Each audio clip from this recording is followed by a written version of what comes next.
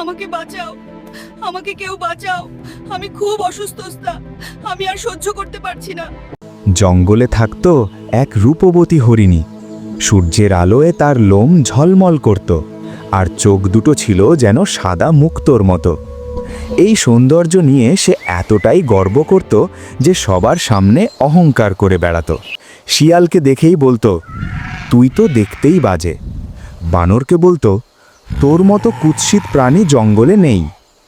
সবাই চুপচাপ সহ্য করত, কিন্তু তাদের মনে জমত কষ্ট। হঠাৎ একদিন হরিণীর গায়ে অদ্ভুত ঘা দেখা দিল।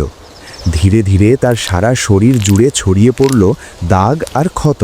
যে লোম একদিন ঝলমল করত তা নষ্ট হয়ে গেল। সে আর আগের মতো সুন্দর রইল না, ভেঙে পড়ে এসে নিঃশব্দে কাঁদতে লাগল।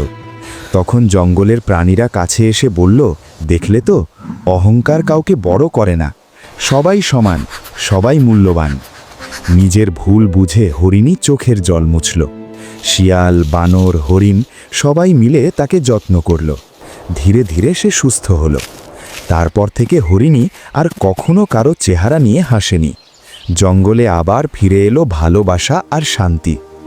সৌন্দর্য চিরস্থায়ী নয়, কিন্তু ভালো ব্যবহার মানুষকে চিরকাল বড় করে। অহংকার মানুষকে একা করে দেয়, আর বিনয় সবাইকে কাছে টেনে আনে।